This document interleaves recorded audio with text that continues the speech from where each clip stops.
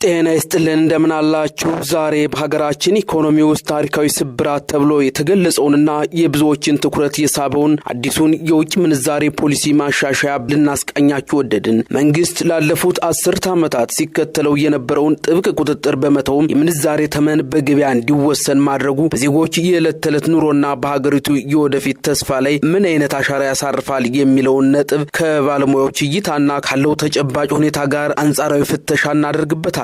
የኢትዮጵያ ብሔራዊ ባንክ ከሰሞኑ ይፋ ያደረገው የውጭ ምንዛሬ ተመን በገበያ እንዲወሰን የማድረግ ውሳኔ ሀገራቱ ለብዙ ዓመታት ስትከተለው የነበረውን ቁጥጥር የሚደረግበት የምንዛሬ ተመን ስርዓት በይፋ የሸኘበት ክስተት ሆኗል። ይህ እርምጃ በዋናነት ከዓለም አቀፉ የገንዘብ ድርጅትና ከዓለም ባንክ ጋር የተደረጉ ስምምነቶች አካል መሆኑም ይታወቃል።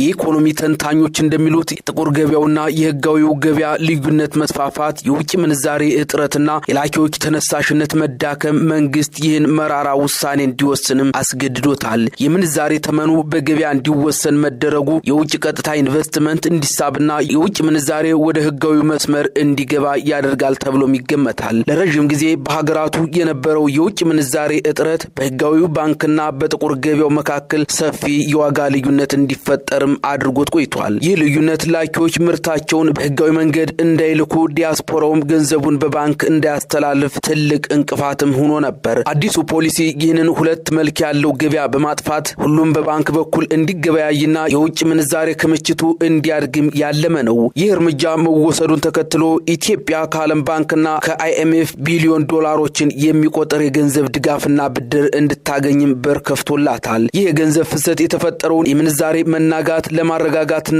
መንግስት ያለበትን የዕዳ ጫና ለማቃለል እንደ ትልቅ እድልም ይታያል። ሆኖም ግን ይህ ብድር ከፖሊሲ ለውጡ ጋር መምጣቱ የውጭ ተጽዕኖ አለበት የሚሉ ክርክሮችንም አስነስቷል። በዚህ ትንታኔ ውስጥ ታዲያ መዘንጋት የሌለበት ትልቁ ነጥብ የኑሮ ውድነቱ ጉዳይ ነው። የምንዛሬ ተመኑ ነጻ ሲወጣ ወደ ሀገር ውስጥ የሚገቡ ምርቶች ዋጋ ለምሳሌ ዘይት፣ አልባሳት፣ ኤሌክትሮኒክስና የፋብሪካ ግብአቶች በከፍተኛ ሁኔታ ሊጨምሩ ይችላሉ። ይህም ቀጥታ የዋጋ ግሽበትን ይወልዳል። መንግስት ይህንን ለመቋቋም ለነዳጅ፣ ለማዳበሪያና ለመሰረታዊ መድኃኒቶች ድጎማም እንደሚያደርግ ቢገልጽም የገበያው ሰንሰለት ግን ከቁጥጥር ውጭ የመሆን ስጋት እንዳለበትም የኢኮኖሚ ባለሙያዎች ያስረዳሉ። የዚህ ፖሊሲ ስኬታማነት የሚለካው መንግስት በሚወስዳቸው ቀጣይ እርምጃዎች እንደሆነም እየተገለጸ ይገኛል። የመጀመሪያው የምርት መጨመር ሲሆን በሀገር ውስጥ የሚመረቱ ምርቶች ካላደጉ የምንዛሬ ለውጡ ብቻውን ኢኮኖሚውን ሊያሳድግ እንደማይችል ነው። ሁለተኛው የገበያ ቁጥጥር ሲሆን ያለ ምክንያት ዋጋ በሚጨምሩ ነጋዴዎች ላይ የሚደረገው ቁጥጥር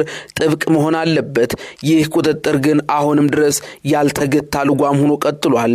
የድጎማ ስርጭቱ ደግሞ ሌላውና መሰረታዊ ምክንያቱ ሲሆን ለድሆች የታሰበው ድጎማ በትክክለኛው መንገድ ለታለመለት ዓላማ መዋሉ መረጋገጥ ይኖርበታል ይላሉ የኢኮኖሚ ተንታኞች። በመጨረሻም የዚህ ታሪካዊ የተባለለት የፖሊሲ ለውጥ ስኬታማነት የሚለካው በወረቀት ላይ በሚሰፍሩ አሃዞች ሳይሆን በተራው ዜጋ የዕለት ተዕለት ኑሮ ላይ በሚያመጣው ለውጥ ነው። የጥቁር ገበያው መጥፋትና የውጭ ኢንቨስትመንት መምጣት የኢኮኖሚውን ትንሳኤ ያበስራል ወይስ የዋጋ ግሽበቱ የዜጎችን የመግዛት አቅም ይበልጥ ያዳክመዋል ለሚለው ጥያቄ ምላሹን የመጪው ጊዜ ኩነቶች የሚነግሩን የሚመልሱት ጉዳይ ይሆናል።